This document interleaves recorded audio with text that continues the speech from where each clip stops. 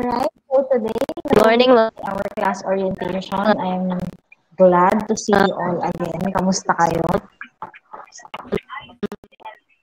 How are Mabuti you? naman po.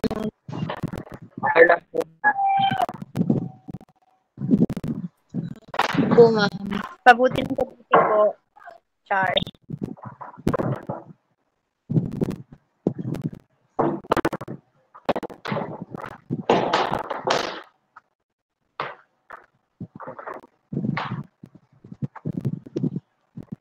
Okay, hindi ko alam kung wala akong naririnig o wala lang sumasagot sa akin. Parang tulog na tulog pa kayo ha. Inaantok pa ba? So,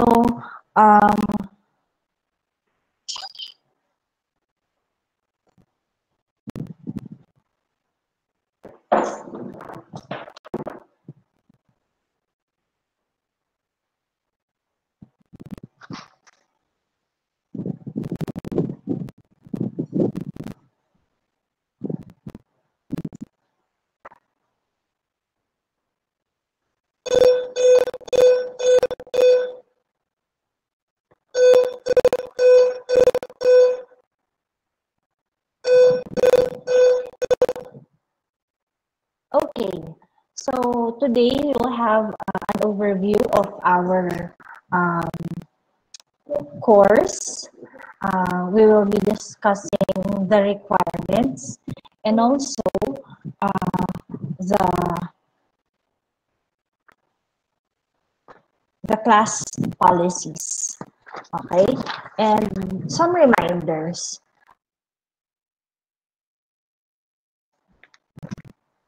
Course is one of your major subjects. So since you will be teaching in the elementary grades after you graduate, you will be expected to teach different subjects or different courses in the elementary grades. And one of the subjects that could possibly given to you or assigned to you when you become teachers is teaching English. Okay?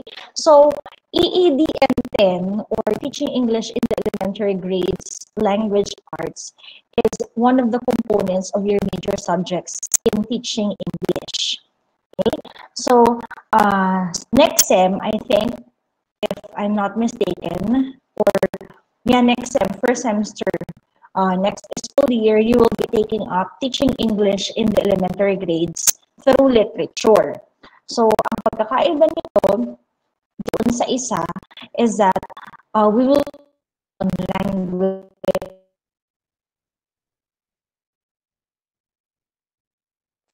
will emphasize English as a second language with the main focus of on language teaching methodologies to improve your knowledge on the structure and fluency in the English language through listening, speaking, reading, writing, and viewing.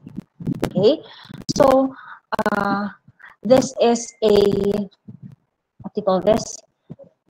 This is a major subject, specialization subject for B.Ed students. Okay? So, hindi na natin pag-aaralan dito yung subject-verb agreement, hindi na natin pag-aaralan dito yung different types of sentences, grammar, and so on. But, ang pag-aaralan natin dito ay kung paano ninyo ituturo ang English. Okay? Hindi na natin i-discuss kung ano ang English. Yung grammar, for example, hindi na tayo mag-discuss ng clauses, ng phrases, ng structure, ng mechanics, ng punctuation. Kasi, ina-expect ng course na dapat alam na ninyo yon. So, ang gagawin natin dito, aaralin ninyo kung paano ituro ang English. Hindi kung ano ang English. Malinaw ba? Yes, Yes, ma'am. Yes, ma'am. So our target outcomes, first, for you to explain and give insights on language arts teaching, analyze the approaches and methods in teaching English, explain the second language acquisition theory and error correction. We will also review the K-12 English curriculum framework. You will also demonstrate strategies and techniques in teaching English through the macro skills. So yung macro skills na sinasabi natin, tinatawag natin, ito yung binanggit ko kaninang 5. Yan yung listening, speaking, reading, writing, and viewing. And finally, you're going to prepare and implement a lesson procedure in English. So, in the midterm, hanggang midterm, ang gagawin lang natin, ang expect ninyo is that you will just, what do you call this? We will learn the foundations of teaching English in the elementary grades. Okay? And then after the midterm, doon magsisimula ang lesson planning ninyo and demonstration teaching. Okay? So, the course is divided into 6 units. Okay? So, first is the overview of language arts teaching. Unit 2 will be the approaches and methods in language teaching. The third unit will be about the second language acquisition theory. The fourth will be an overview of the K-12 English curriculum. The fifth will be techniques and strategies in teaching English through the macro skills. And finally, will be your lesson procedure in English. Okay. So, before we continue with the teaching and learning activities, may I ask, ano na yung mga nakuha ninyong Prof Ed? Last sem, what were your Prof Ed subjects? Tapos na kayo ng the teaching profession? Yes, ma'am. What else? Yes, ma'am. You can use the chat box. Ano yung mga Prof Ed subjects na nakuha na ninyo? Assessment on learning 2 po. Oh, assessment in learning. Very good. Ano pa?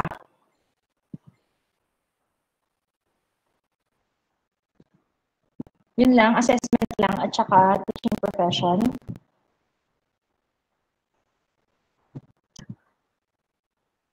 Okay, teacher and the school and curriculum. Nag-lesson planning na ba kayo? Yes po, ma'am. Yes, Sa anong Yes, subject? ma'am. Ma'am, halos lahat po. Halos lahat. Oh, very good. Ibig sabihin nun, marunong na kayong gumawa ng lesson plan. Ano ba yung iba't ibang parts ng lesson plan na? Ano yung una nating nakikita sa lesson plan?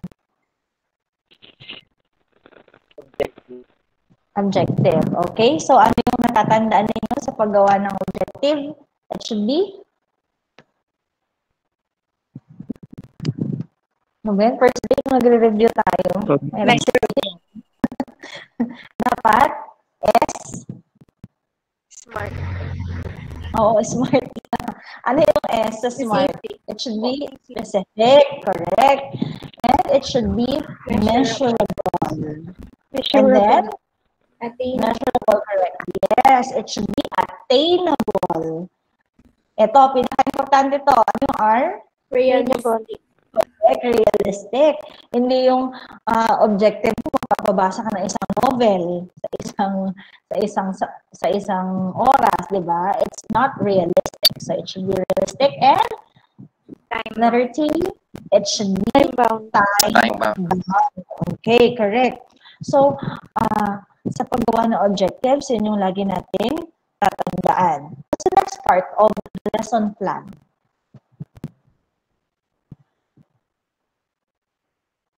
After the objectives, ano yung Roman numeral number 2 sa LP?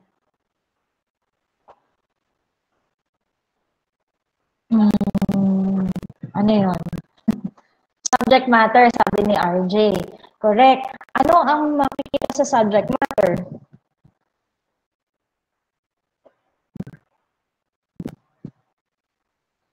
topic, correct? What else? Bukod sa topic or lesson. References, correct? And ano pa? Alvin. Ayun, sabi ni Miguel, at saka ni Lovely, materials, correct? So, yun yung mga nakikita sa subject matter. After the subject matter, what's next? The most important part, the meat of the lesson plan. It's the Presentation. Presentation, correct? And in the presentation, we have the presentation includes what?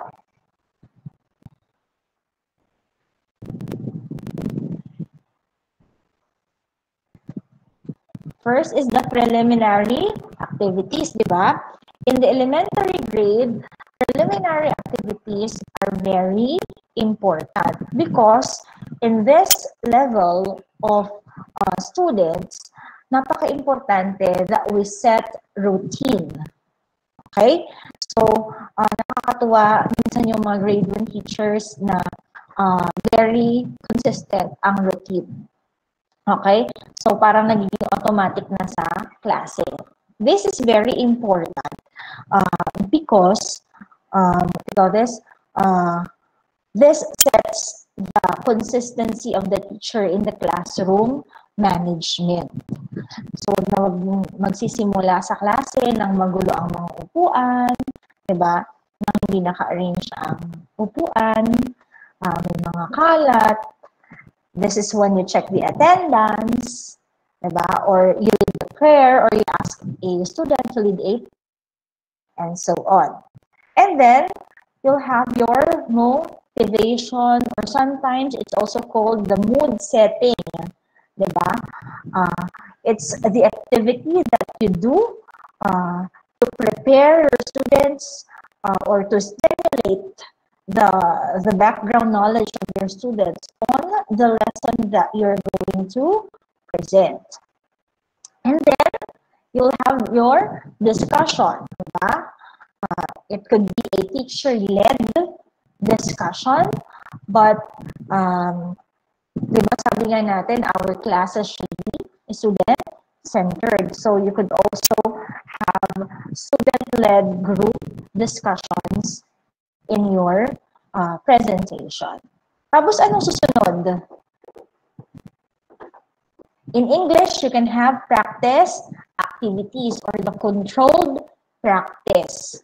Ito yung activity, magbibigay ng example si teacher, and then you will have to discuss how to answer the activity with your students. Kumbaga, practice siya for the next part of the lesson plan. And what's the fourth one? What's the fourth part of the lesson plan?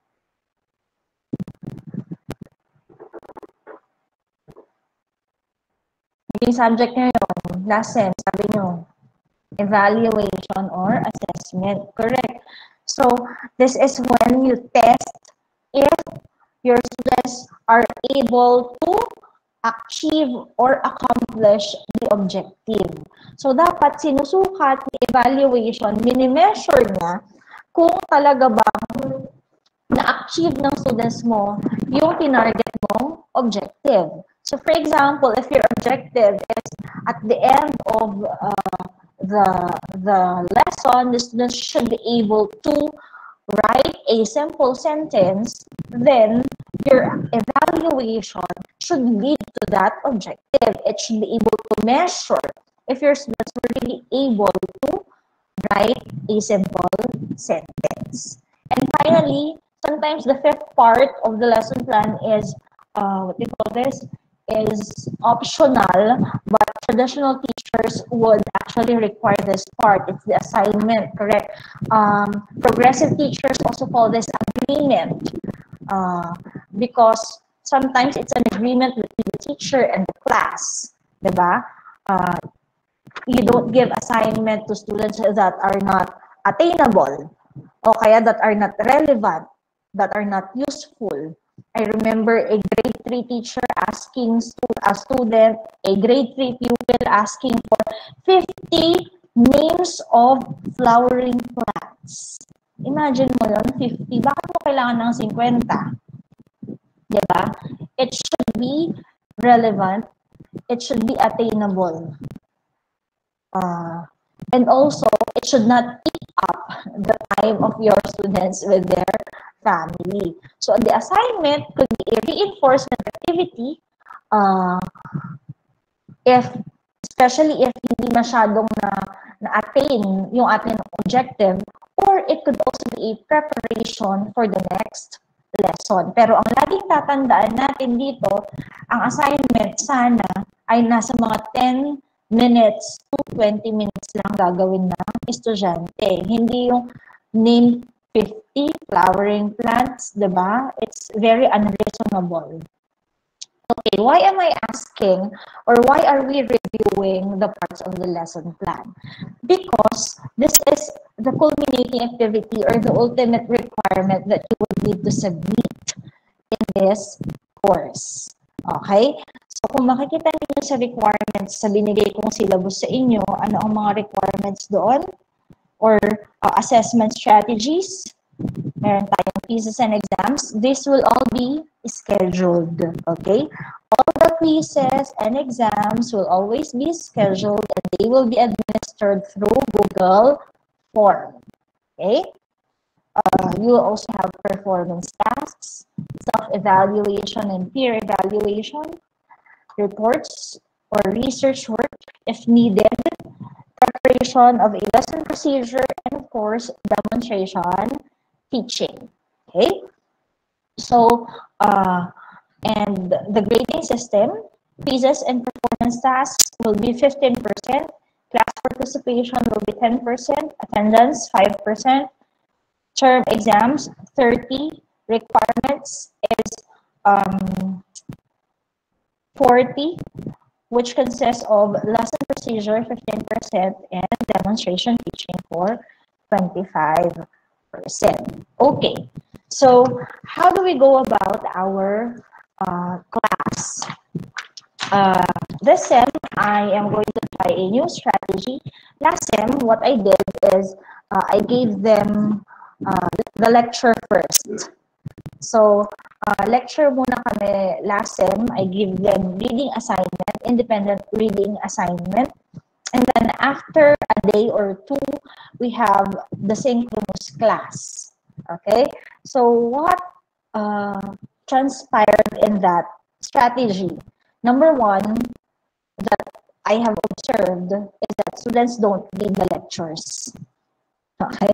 So, when you give them a page or two reading assignment, they will not read it. I'm not saying that this is also you, but as much as possible, I would not want to repeat that mistake. Okay? So, pag binigyan ng reading assignment, kahit 2 pages lang, hindi yan babasahin. Anong gagawin? Maghihintay lang yan ng synchronous. Tapos, makikinig at mag-i-screenshot ng PowerPoint presentation ng teacher. So, this sem, I intend to give video lessons instead of written lessons. So, mga 5-minute video lessons lang per lesson, and then you'll have to watch them, take down notes of the important details of the lesson, and then after the unit, we will be having the synchronous class or our wrap-up session na tinatawag ko. So in the wrap-up session, you will be asked to ask one question or two or clarify the vague or unclear parts of the lessons so that they could be answered during the wrap-up session. Okay, so ang gagawin natin, every meeting or every once a week, I will be posting a check-in activity, the materials, and worksheets. Okay, so the check-in activity, this is for your attendance. Parang pupunta lang kayo sa Google Classroom to say present per week. Second Second, materials. Ibig sabihin nito, ito yung video lessons or suggested readings natin.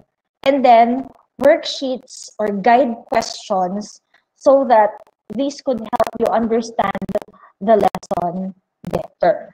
Okay? So, for example, for Unit 1, Overview of Language Arts Teaching, there are 3 lessons. Language Arts, the Language Arts Teacher, and Language Arts Teaching. Okay? So, after that, pwede tayong magkaroon ng synchronous class to wrap up Unit 1. The synchronous class will be done during the schedule of our class. And it will be announced ahead of time. Okay?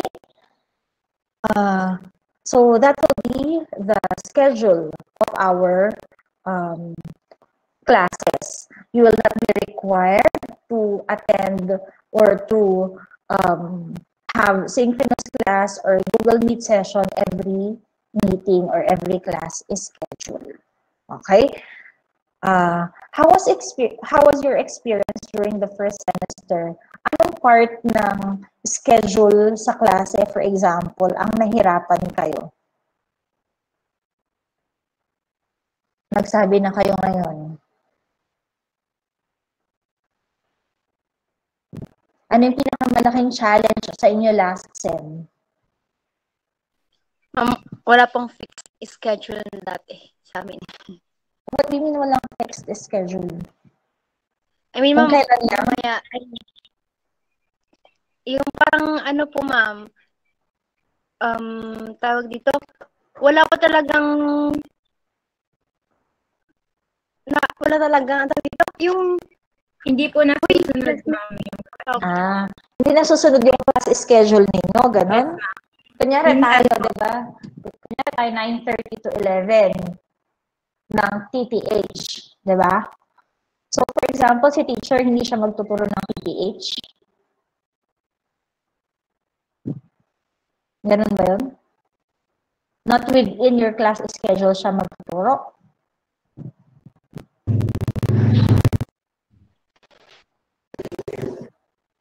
Jovelyn, ganun ba yun? yes, tapos tatanungin lang po kung available ng ano, tapos yun, ma'am. Okay. Tapos, parang nabibigla kayo pag ganun. Opo. Okay. So, in our class, rest assured that all synchronous and asynchronous classes will be done during our class schedule. And also, yun nga, may mga estudyante na nagiging anxious dahil sa mga postings sa Google Classroom. That's one thing that I could assure as much as possible. Nagpo-post lang talaga ako. I schedule the posting in the Google Classroom during the class schedule.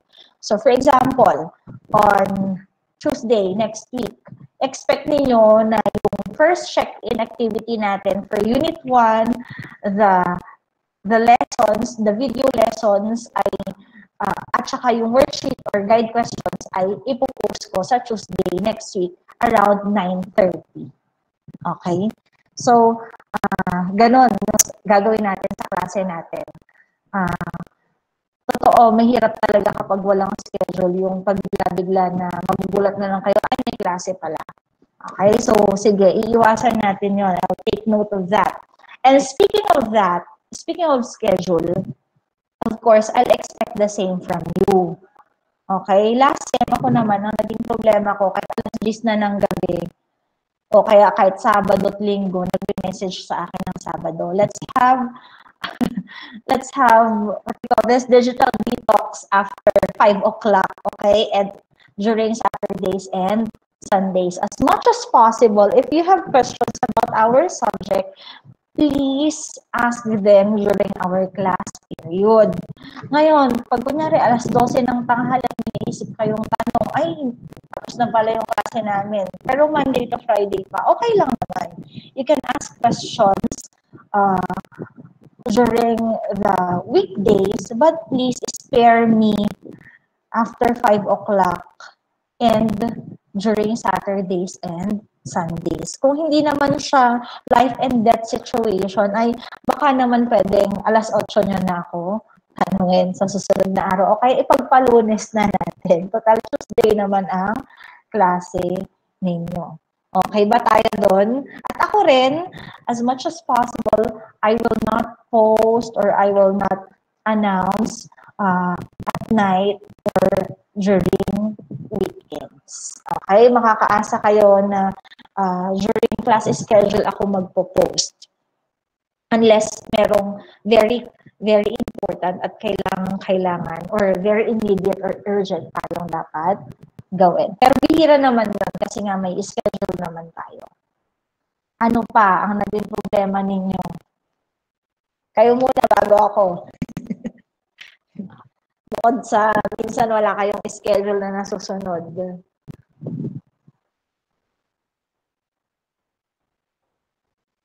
Ano ang nahirapan pa kayo? How about sa Google Forms? Sa mga exams ninyo, wala ba kayong naging problema doon? Meron po, time limit. Time limit. So, kulang yung limit. I mean, kulang yung time, ganun ba? Gaano ba katagal kayo nag-e-exam?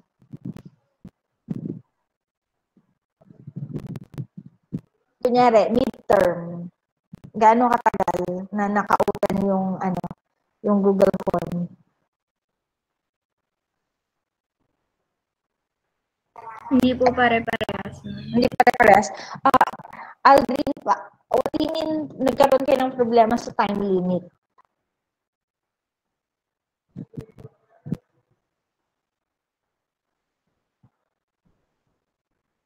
Meron po yung 1 minute per 2 items.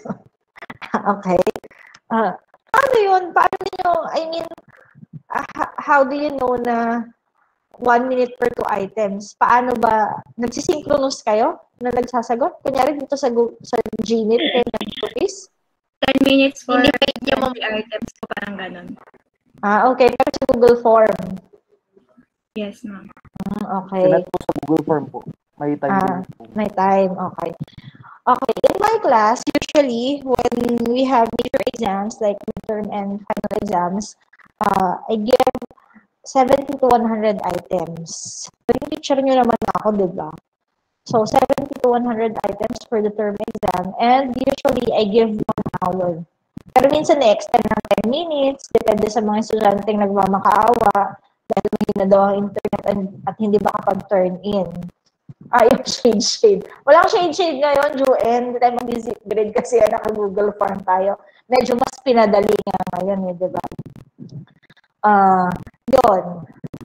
In the assessment, speaking of assessment, for major exams and quizzes, of course, these are all summative exams and they will all be recorded. Please take note, teachers, that there are 2 kinds of evaluation or assessment, di ba? Summative and formative. Anong pagkakaiba ng summative and formative exercises or exams? Kailan pinafacilitate or ina-administer ng teacher ang formative assessment? O kakatapos nyo lang ang assessment, ha? During po. During. And what is the objective in facilitating or administering a formative exam or assessment? Bakit tayo nagbibigay ng formative during the lesson?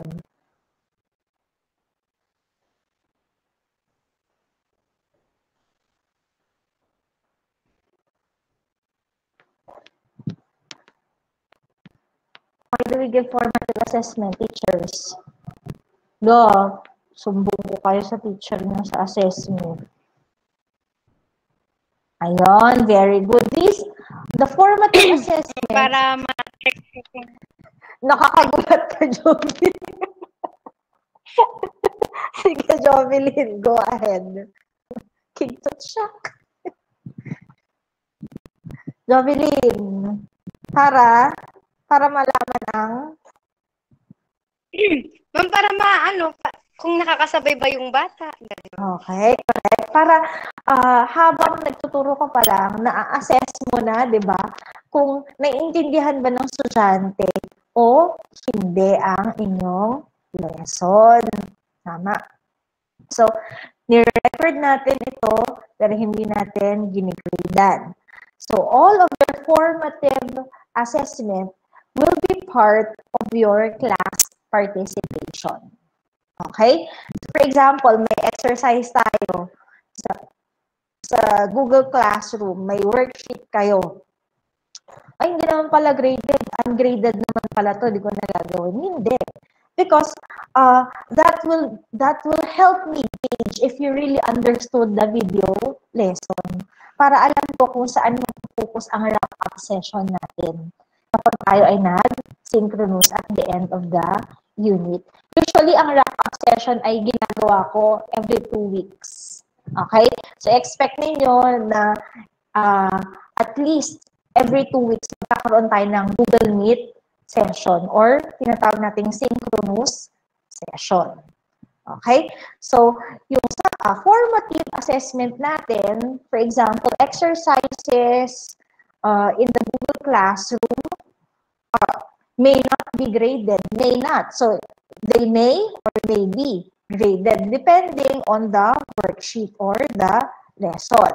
Okay? So, they may not be graded, but they will be recorded for the purposes of course, your participation in the Google Classroom, as well as they will serve as guide for me to know or for me to gauge if you really understood the lesson. So, magiging guide ko yun sa paggawa ko ng presentation sa ating wrap-up session. Yes, to track the student's understanding sa lesson. Andito na pala si Victoria. Nung nakaraan, ikaw lang din naka-enroll ng hapon, ha? Para ma-assess kung may acquisition po ba ng knowledge, correct? Para po malaman kung may natutunan, para makuha po kung anong alam ng bata. Correct. Okay? So, in our class, we'll have formative and summative assessment. Ano naman yung summative assessment? Usually, ang summative assessment natin ay performance task or exam or quiz. Okay? So, after the unit, we may have a long exam. Okay? Pero ang sigurado, magkakaroon tayo ng summative ay ang midterm at final exam. Okay? And most of the major exams will be announced, they will be scheduled, and they will be done via or administered via Google Forms. Okay? So, i-announce ko naman kung kailan ang exam, ang tag dito, para maihanda na ninyo ang mga gadgets ninyo kapag mag-exam kayo. At ang lagi kong paalala sa estudyante kapag nag-exam, always use your TAU email because I limit the responses within the organization only. So that means if you're going to use your Gmail, your personal Gmail, your responses or answers will not be accepted by the Google form. Okay? So, always make sure that the account that is logged in when you're taking the exam is your TAU account. So, doon usually nagkakaroon ng problema ang mga estudyante. Minsan din nagkakaroon sila ng problema kapag nawawalan sila ng internet. That's why I always ask my students to have screenshots of their answers so that kung magkaroon man ng problema, they could resend their answers to me via email or Facebook Messenger. But as much as possible, if you have concerns, please use our group chat. Okay? Sa group chat tayo kapag meron kayong concerns. Alright.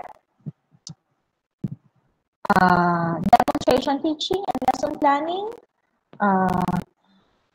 Tsaka na natin masyadong pag-usapan yun kapag nandun na tayo. Exams, requirements, class participation. Okay. So, nasabi ko na ang mga usual na naging problema ko last year. Gusto ko magkaroon ng digital detoxification lesson. Ulitin ko kapag alas 5 na ay ipagpabukas na ninyo ang tanong. Okay? Sa weekdays. At kapag weekends, ipagpalunes na natin ang tanong. But rest assured that I will follow our class schedule para hindi kayo kinakabakabahan kapag alas 11 ng gabi ay may nagpo-post sa Google Classroom. Okay. Questions? Ano? May mga tanong na kayo? May mga gustong paglilinaw na gawin?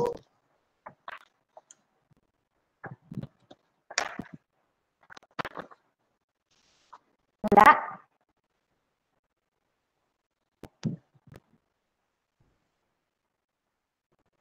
Blessy, may tanong ka ba? Malinaw ba, Blessy? Pag-meeting po ba English speaking? Oo, let's try to speak in English because our subject is teaching English in the elementary grades. I have a funny experience. During the exam, I had a essay type question, and then the student answered in Filipino. I know it's easier for you to express your thoughts in our mother tongue, but let us practice speaking in English kahit dito lang, even in our class, so that when it's time for you to speak or to have a demonstration teaching, you'll get used to it. No questions from Blessy. How about from Lovely? Lovely, do you have question on the requirements? Ma'am, sinong Lovely po? Sige, ikaw na. Wala po. Wala. Okay. Sure kayo? No questions? So, if our subject is, or if our class schedule is TTH, kailan na nga, when will I post your first lesson? On? Tuesday. Okay, so on Tuesday, you're expected to perform the check-in activity in the class, in the Google Classroom, download, watch, and understand the video lesson, and answer the worksheet after that. Okay? So if there are no questions, that will be all for today. I'll see you during our next Google Meet synchronous session, and I'll see you at the Google Classroom next week. If you have questions, for example, for Unit 1, I will be organizing the topics in the Google Classroom. And if you have questions about the materials posted, you can just comment there in the Google Classroom. Okay, so that will be all for today. Thank you for, wow, so we're 37, there are 37 people. Does that mean it's only one who's not with us? Merong isa lang na wala, hindi natin kasama because we're all 37, correct? Okay, sige. I'll just check your attendance via attendance, Google Attendance. Okay, so that will be all for today. See you next week. Bye-bye. Thank you, ma'am. Thank you, ma'am. Thank you, ma'am. Thank you, ma'am. Thank you, ma'am. Thank you, ma'am. Thank you, ma'am.